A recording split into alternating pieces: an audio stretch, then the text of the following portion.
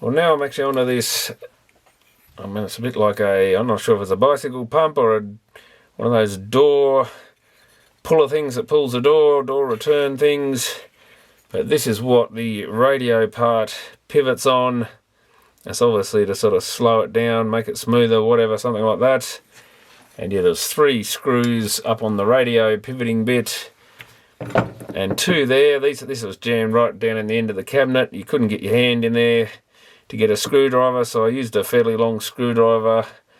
One of those electrical red coloured ones from Stanley out of their set with the normal yellow and green handled screwdrivers.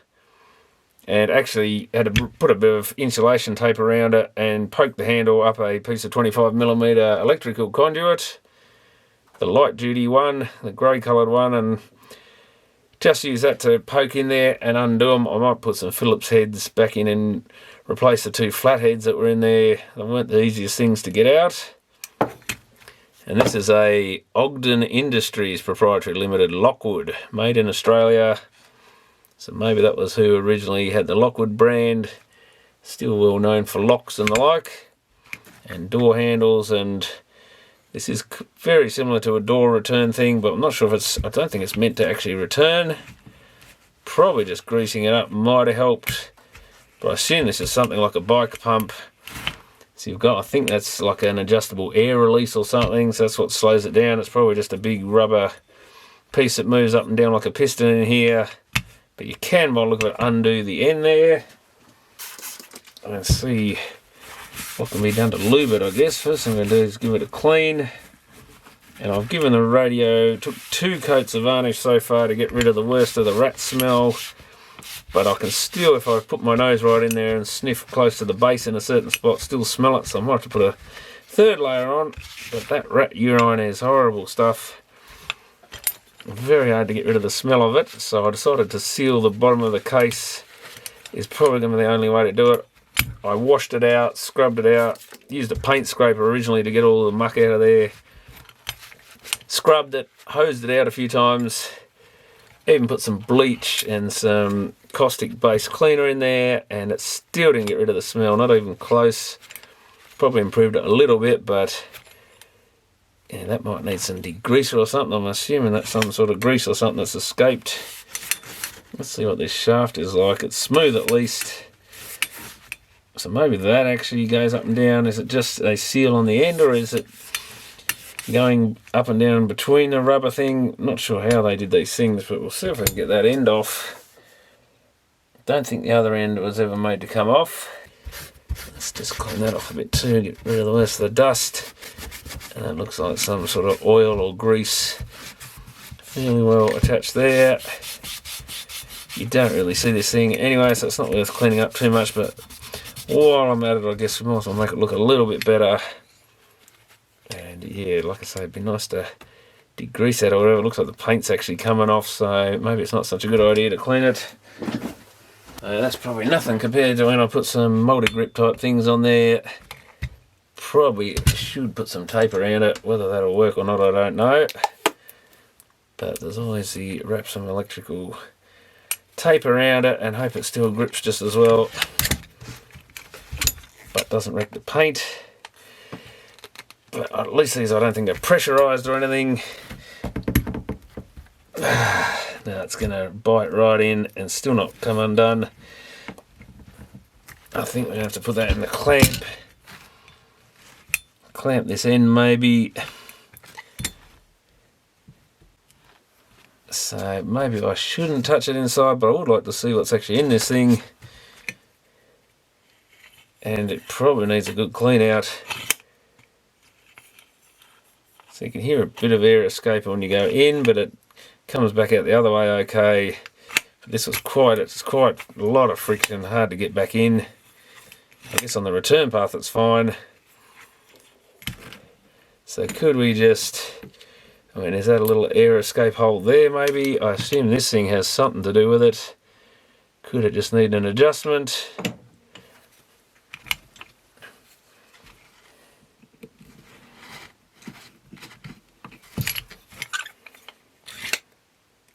Yeah, it just feels really bad. So maybe just a bit of oil or something in there would do the job.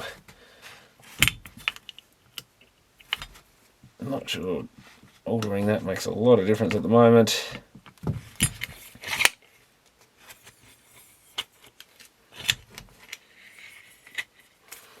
can feel air coming back out. Don't think that little hole's blocked up or anything. I think it's more whatever slides up and down in here has had its day. So I'm going to put that in the vise, see if I can do anything to get it apart. Holding in the vise did the trick, but yeah, we've lost most of our paint on there. It is just a rubber plunger, there you go. Oh yeah, she's not in the best condition either, look at that. So that's what might be causing some of the friction, it's collapsing, yeah, that's a bit of a pain. I wonder if we can get a new part for these things. You'd think it would actually probably be easier to operate like that, so possibly a good lube up will help. But that's what I suspected. This is pretty old.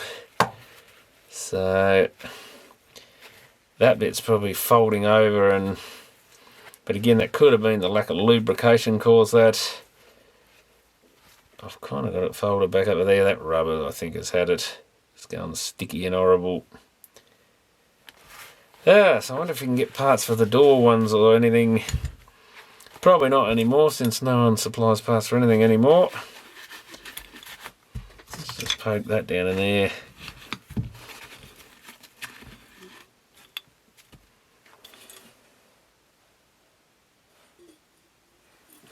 Yeah, if I put my finger down there, it's just gooey, sticky.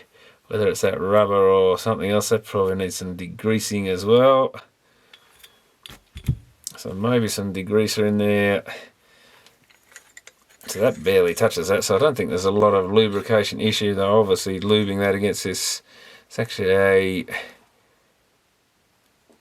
a bit of die-cast zinc by the look of it. That would help.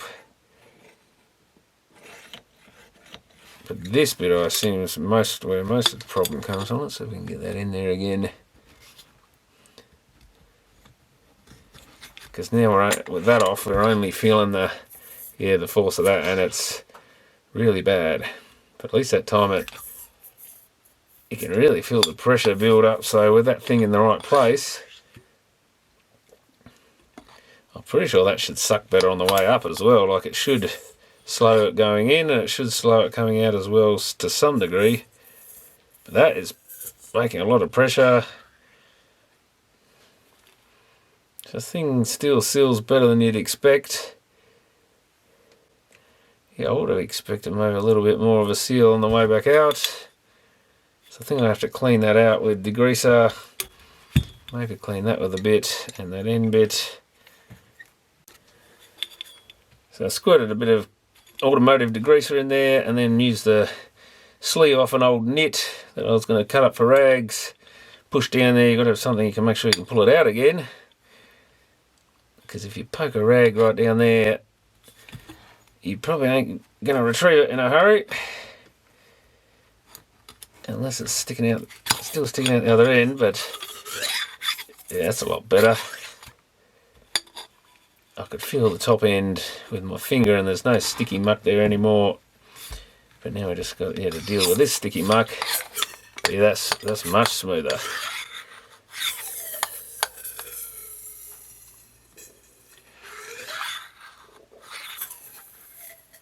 Yeah, that's a lot of pressure.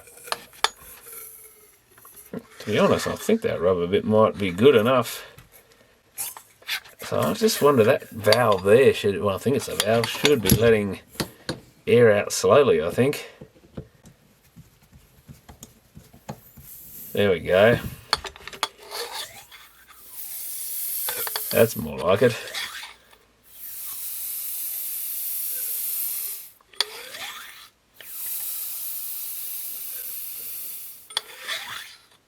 So it must be made to open quickly, but close slowly, I'm guessing.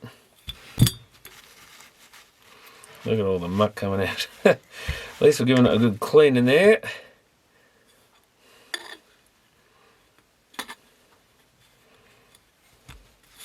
But I would have loved to get a new rubber piece for it.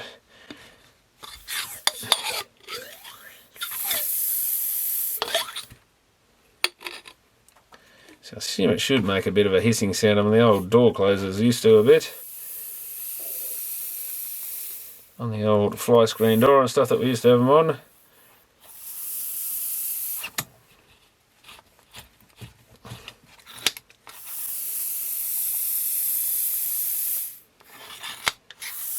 Probably going to have to put it on the actual thing again.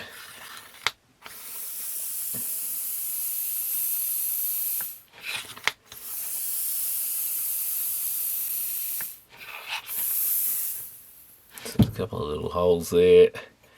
And work it out, I guess. It's quite possible that's sitting up in the radio like that. Some rubber or other muck's got in there and clogged it up a bit. We can't really do anything to get into that end. At least from the look of it, I don't think that's threaded. So maybe if we just lube this bit. I guess the rubber really wants some sort of lube. I've got some of that super lube or whatever it is somewhere. Yeah, a bit of this synthetic grease. Clear and non-toxic, dielectric, impervious to salt water. May cause irritation. Yeah, maybe a bit of that stuff on there, on the rubber bit.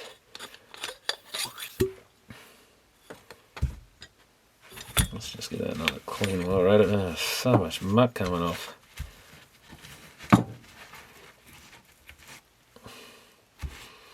Years of dust and muck, no doubt.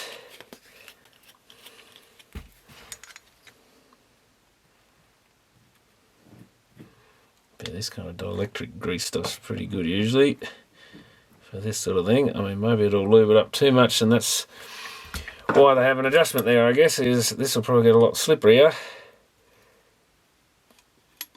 So you may have to tighten that back up a bit. It might also seal up a lot better too.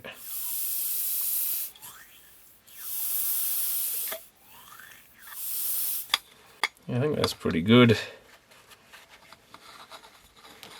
Probably won't hurt to have a bit on those threads, because then I'll be able to undo it again if I ever need to. Because they were very unwilling to come undone right to the end pretty much.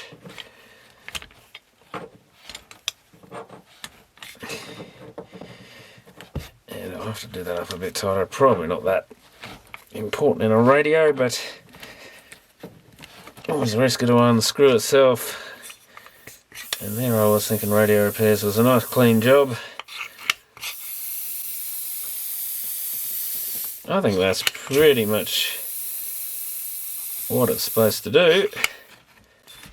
I think it's already getting a bit of that grease on it. I might just put a bit more on there. I think that should do the job.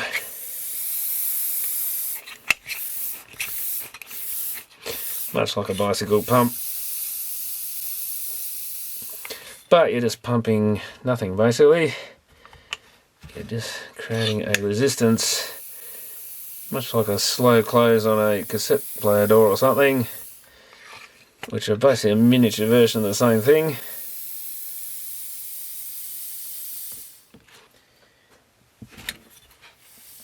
But I'll go and tighten that up in the vise a bit more, and hopefully that's fixed our radio thing. But of course we can, especially if I put some Phillips screws on there to make it easier, it can always come out again if need be, if the adjustment's not right on this, if it's either too slow or too easy. But at least this moves smoothly. This was really hard to get back in, and it just felt tight and rough, not like a smooth action like it does now. That might even still be too... I'm not sure, and this is again the problem, not sure what it was meant to go like when it was new. Is it meant to slowly move in? Is it meant to go fairly quickly but with, but smoothly with a bit of resistance? Who knows? But that's another piece of it serviced, and I'll give it one more bit of varnish, and I might varnish around where the radio sits because it's quite dirty under the escutcheon bit that came off that, in that drawer where the front panel bit went on. So while that's out, I think I'll clean that off, varnish that as well, varnish over the rat smell area, and hopefully I've got it then. I hope there's not rat smell somewhere where I don't think it is, but it all seems to be just on the bottom. Okay, I've just tried this Stromberg Carlson again. I was getting virtually no volume out of it and motorboating and stuff, and this time it's actually decided to work. I think I found where the motorboating is coming from as well. So on AM,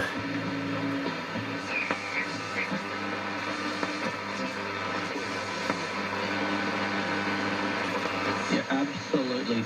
Tell you what, that's a race you want to forget. Long-term memory, funnily enough. plenty of volume. Medium-term and long-term memory. And I was finding if we mess around with this lead, yeah, doesn't do it now. Maybe it's frequency dependent. I think it did it when I originally tried this thing out. But I was finding when I move that lead around and the valve is loose in its socket, probably doesn't help. I was getting this motorboating to come and go. Only doing it on AM. Khỏe mạnh cho mọi lứa tuổi. Nếu mà quý vị muốn rèn luyện sức khỏe cũng như là tìm niềm vui thì có thể thử đến tham gia sân chơi. It was doing it in the whole lower band. Này.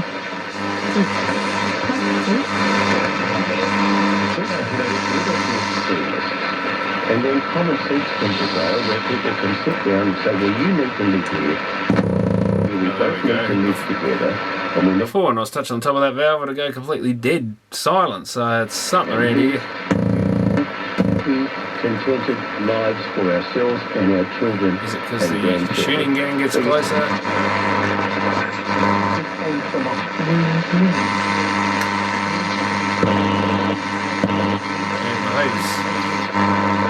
It behaves differently all the time by the look of it.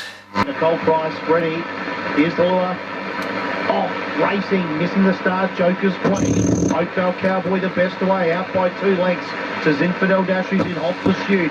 Back in third, Larakai London, 2 Springvale Shell. Then came Joker's Queen and last of all Brooklyn Road. Swinging the corner, Oakvale Cowboy in front. 3 clear of Infidel Dasher. Oakvale Cowboy will win. Photo second, Dash or Larakai London. So very random, but White had low volume last time, I got no idea. Must mean something not connecting properly somewhere, but that's a relief because I've had this thing on my bench for probably months now and I really want to get rid of it so I can do some TVs and stuff again. Not sure what I'm going to do. This knob broke off when I was messing around. Looks like someone's already glued it once. Hard to tell for sure, but there's something odd looking on the inside there, so I have to try and glue that back together with some araldite, I think, and just try and patch that up as best I can and put it on gently. I'll give that a good clean before I do. And it's basically recapped as far as I'm going to go with it. The amp's working. The only other thing I was going to look at is here, how do I hook into... I was thinking of adding a 6.5mm socket to this thing to at least see what guitar sounds like through it. So I should be able to hook in and disconnect the radio part where it goes, and I think there's between a preamp, the volume, and a preamp of some sort, and then back into the amp. I think there's one pre-stage in one of these valves here.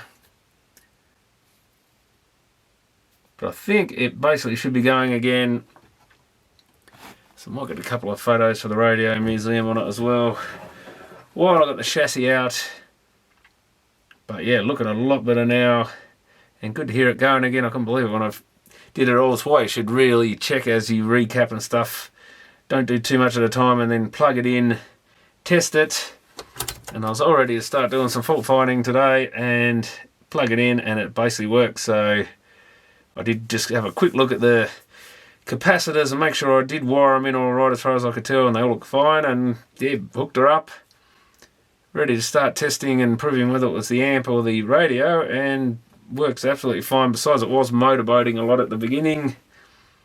Starting to wonder if that valve there could do with replacing, but that might not be anything to do with it. But yeah, I think I can finally put this thing back in its box, and then I have to decide where I'm going to store the whole box, which is going to be fun.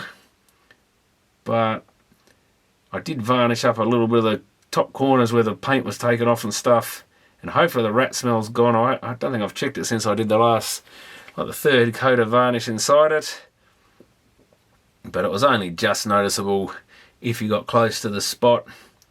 So hopefully that's alright. I fixed that door, or the tilter thing, the slow release or slow return, I think it is more for the radio, so I've got to screw that back in as well. And I think, the speakers I've got out, I've got to rewire those because rubber wires all cracking on those. So I'll put some new wiring on those speakers, and I think we'll put this thing back together before it decides to do something else. And these are the speakers out of it, if anyone cares. And I just noticed the actual masonite in the cabinet there, either side of the record holders, has made in Nordex and then something else written on it, so I'll have to see if I can find out what that is. I assume it's the masonite maker rather than the cabinet maker, but one of them's got it cut off because it comes into the speaker grill or the front of the cabinet, and the other one on the end is the one where that slow motion thing for the damper thing for the radio drawer is. And of course you can't quite see in there, and I think it's on the furthest in bit. Maybe I can get a mirror or something up in there and read it. But these do not have the best wiring. I think I already cut this short. I think someone had hooked like an external speaker thing in, that's right, and the rubber was all falling off, so I put this terminal block in just to make it shorter and get rid of the worst of the damaged cable. Interesting thing I just noticed, that's got a smaller magnet than that one. Do we have I don't have the normal roller labels. We've got patent license under Australian, New Zealand patent, other patents pending. Maybe I can look it up from those. But yeah, I don't think there's a brand name as such. Permanent magnet, because they stick to each other. Looks like the same cone. I did see something, what does it say on there? It looks like faxed. It really does look like faxed. Faxex. F-A-X-E-X. What would that be? Tax X? I wonder if these are imported and that's tax exempt. Could be something silly like that, who knows? Yeah, it's got the same thing on it, Tax X, maybe. Or maybe just the paper cones or something had that on them. Don't know. Who knows what went on in those days, but what do we got here? We've got the brown wire comes in, definitely goes to one, green wire goes across the other one, green wire goes there, and then the brown wire goes to the other one, so that's a bit odd. I think a rat's actually gnawed that bit off. Pretty sure that cabinet still has a bit of a smell to it, but it's hard to tell whether it's the wood and varnish now or the actual rats. But I don't think I'm ever going to get it to smell perfect again, which is a shame. I can't really tell where it's even coming from now, but that's the problem with those little vermin get in things. They cause all sorts of havoc. And strip it without damaging anything. Is that the right sort of length? Oh, it's made for it. That's amazing.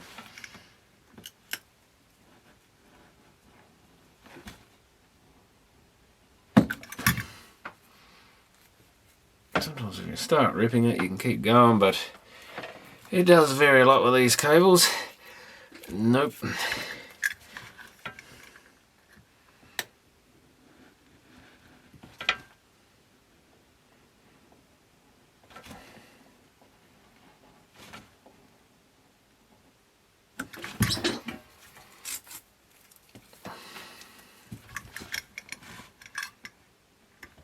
But you don't even have to cut right through it necessarily, just most of the way through it, so that when you put some force on it, it tears easily. That's that. Then I got all this paper wrap stuff and cloth filler, cotton filler, whatever you call it.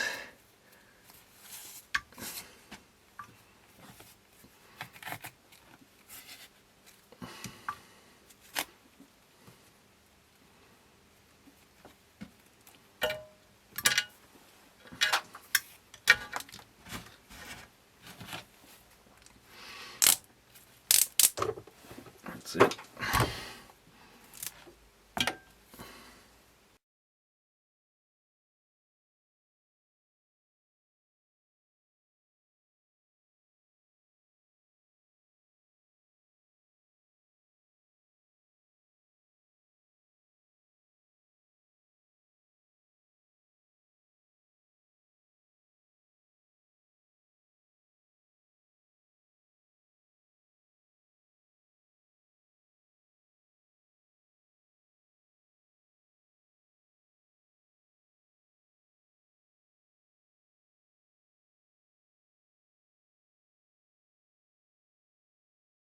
Oh, actually we want these, I think, probably stripped longer, because we're going to try and reuse that original plug.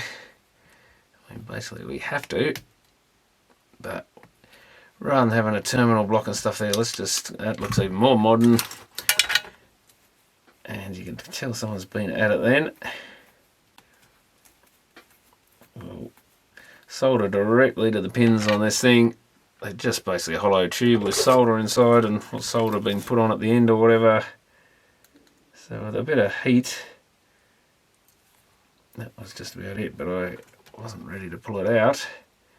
And just watch the solder doesn't come out and get you. I think we can actually use the solder sucker and just should be able to clean out the end of it. Just watch, it's going to be nice and hot too.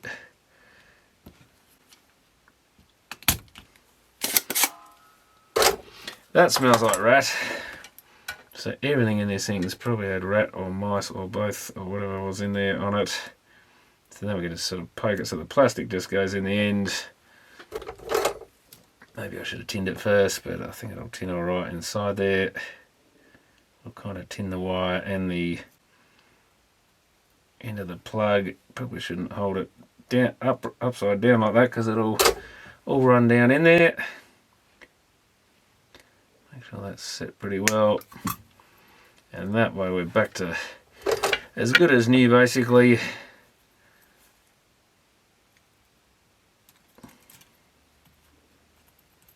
Get in a position where we can pull it out.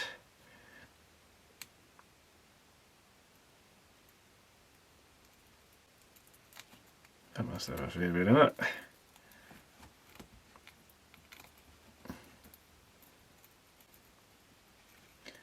It really does not want to let go for some reason. Come on. Oh, there we go. And just watch it, even can flick in your eyes if you're not careful when that comes out. It'll, if there's got enough solder on there, probably should really wear safety glasses doing these sort of things, because I've done enough of it, but if you're not careful, you'll get that stuff flicking everywhere, and even if you are careful and used to it, you'll still probably get it flicking somewhere if you're not careful. If you're even if you have done it before, you may well still cop it, just because there's always something goes different to what you expect. I don't think that's gonna, I think that thing must be full of solder. See, it's down to about halfway, I think. So what we might do with this one is tin it first, and then try and poke it through.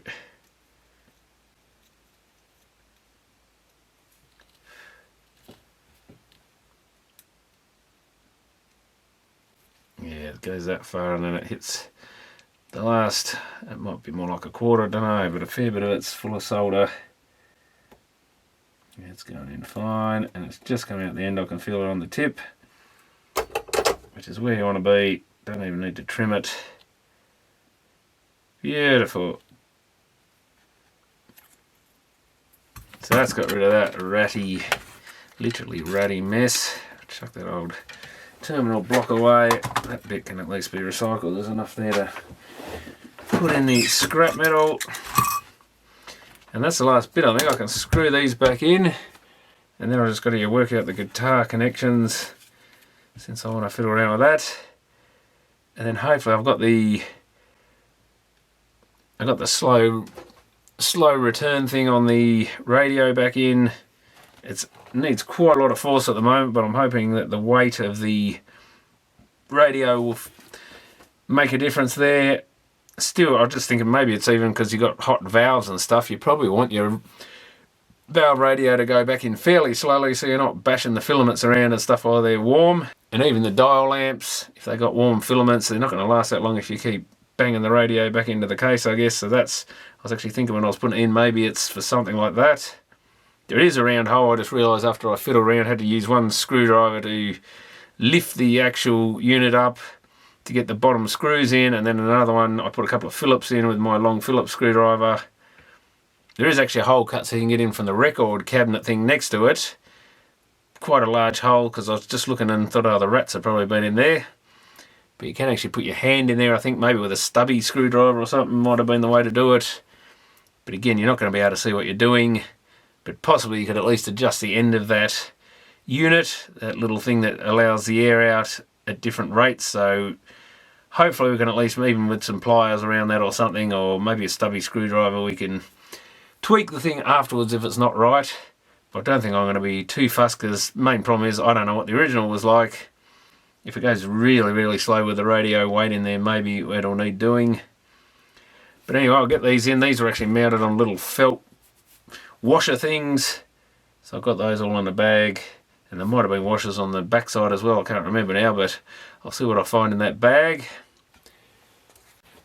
Well, I had a look at the circuit of this thing. And I did notice before that these switches, I mean, you've got AM, gram, and that's another position.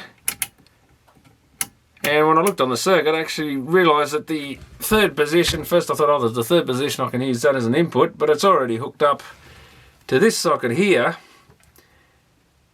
which I did notice before, but didn't take much notice of. It's got a link, and that's just to ground it, I think, to stop it humming on that position. But this is actually set up as a third input, and they labelled it as FM and TV, so you could either plug your TV set in, I guess, to your radiogram or some sort of FM receiver. So it might not be quite low enough level for a guitar, but we can certainly probably put a pedal output or something like that into there. So it does have an auxiliary input. I did write E on which terminal was earth, and it's sort of gone from black to some weird colour there. But that's the earth side. Both those are the same. That one, of course, is the opposite way around, just to make things difficult. But we do have an input on this thing, so you could add it some sort of solid state preamp, I guess, for a guitar or something if it's not low enough level. And it's capacitively coupled into the volume pot, so there's no chance of any high voltage or anything coming back out, at least as long as that cap's fine. So basically I think I can put this thing back in the cabinet, and we've got the option there. The other thing I did is fix this knob when I think I had it on the tuning before. I just grabbed one of the knobs and it snapped on me, even though it's got two metal bands on it. So one little tip for fixing these is I took two of the pieces that were just loose and actually put them on the shaft. Careful to get rid of most of the glue, but I set them on the volume shaft there to hold them in the right place and in the right shape. And then this has got a bit of a slit in it because it's meant to spread apart a bit as it goes, as the shaft pushes it apart. So I then put the piece that was loose, which was in two pieces, glued that back onto this bit, added some extra glue on the outside as well. Carefully just slightly slid it on the shaft so it was spread the right amount, and already had this piece on the shaft and pulled that back. So it was roughly in the right position. That is just a tad loose, which is probably about how it should be. Once we put it in the shaft, that should spread apart. I might make that the volume knob now, even though it gets used more. It's not as tight. The tuning's got a bit more force on it. Even though we've lubed everything up now, it's a lot better than it was. But it was probably, I shouldn't have really even used an old fragile knob like this until everything was lubricated.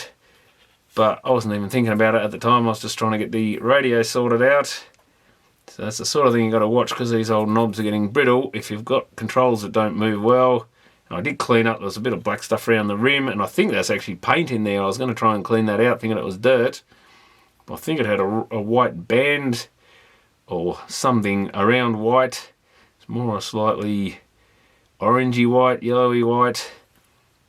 But anyway, I think I fixed that to a level. Dare I push it on a bit further?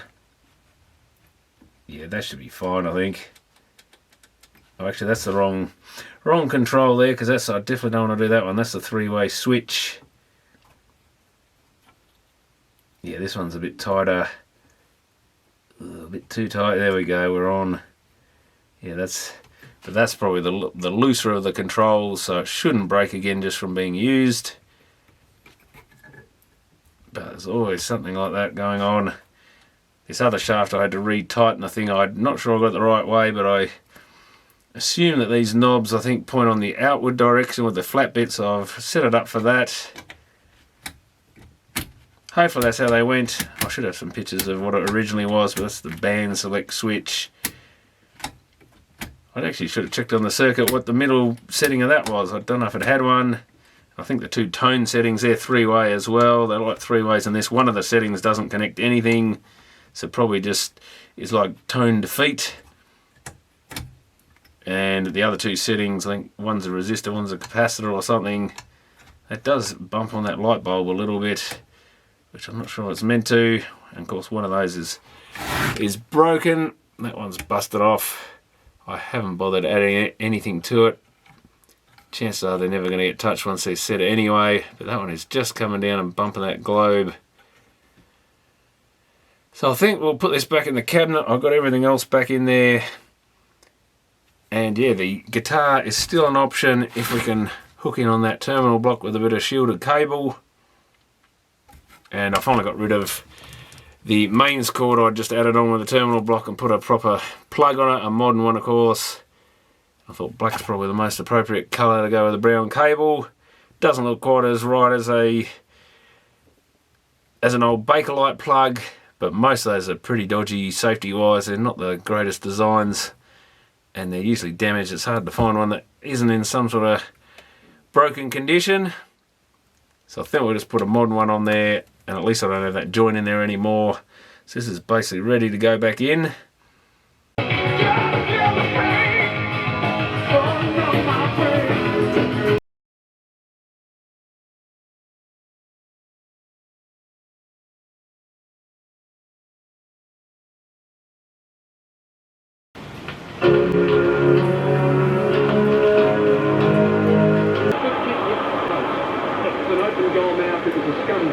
Dare I say it didn't deserve a goal? But at a point, 80 from goal, just forward a centre wing on this commentary side in front of the interchange benches.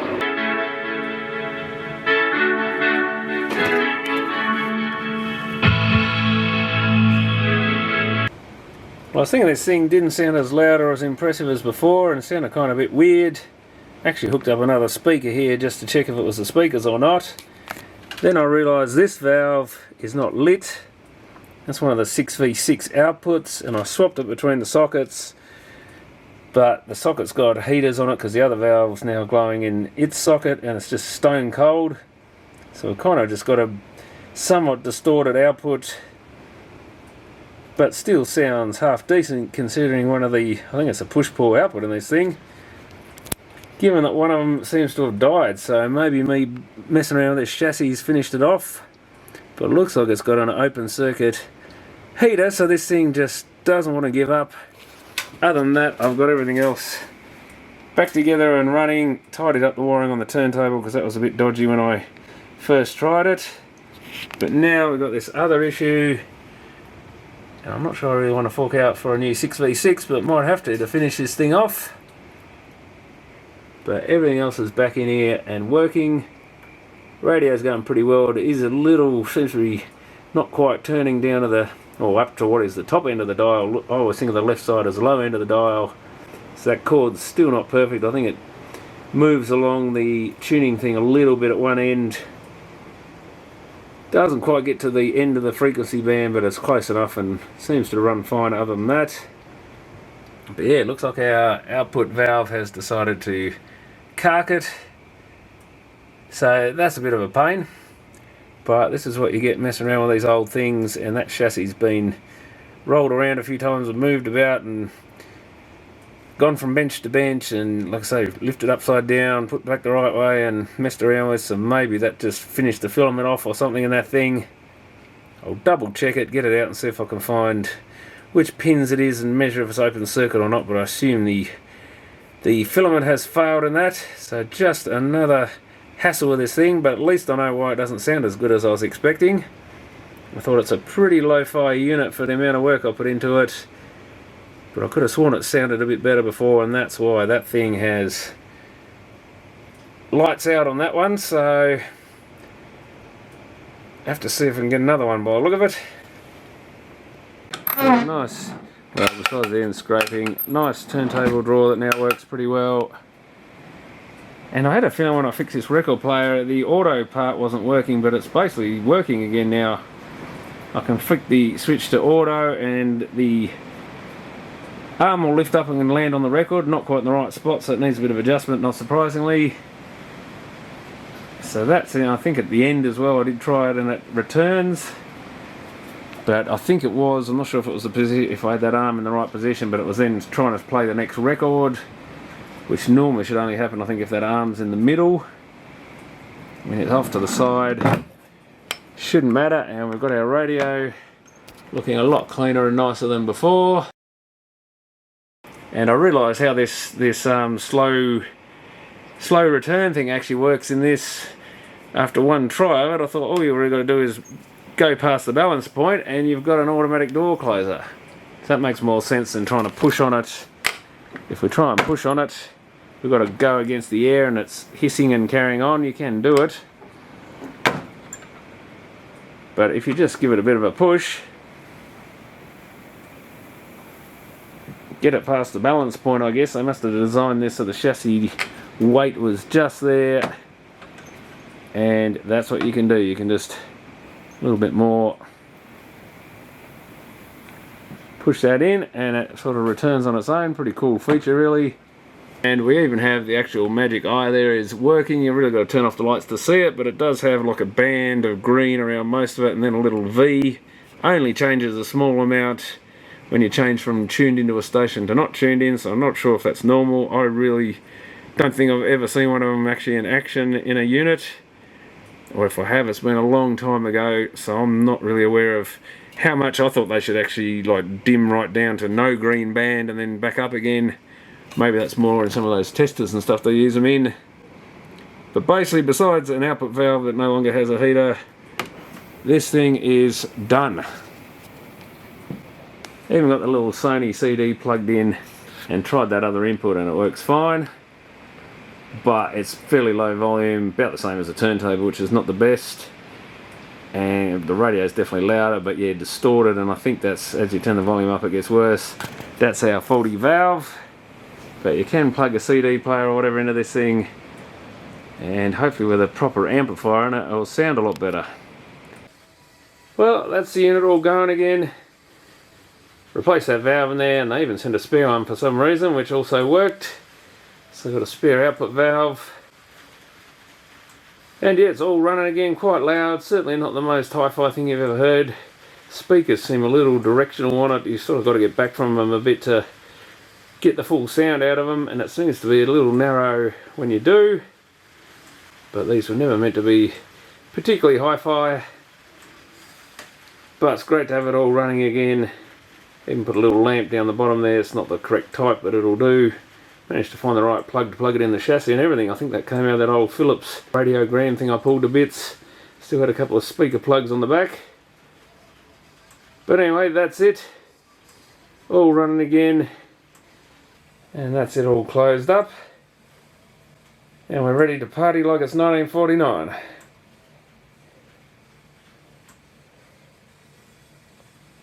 So she's got a little bit of cabinet work to do with doing, really. I did put a little bit of varnish on these corners just to make it look quite not quite so bad, I should say. Quite not so bad. And yeah, a bit of staining and marks on the grill cloth. But everything else is pretty well running now. And yeah, we've got the cool old radio drawer, which I think is probably one of the better features of this thing, just for something different. And yeah, still wonder whether I shouldn't just turn it into a drinks cabinet and a guitar amp or something. And that's one thing I haven't got around to doing, is actually hooking a guitar up to it, but I can't get to mine at the moment, so maybe some other day we'll do that. But anyway, that one's finished for now, so thanks for watching.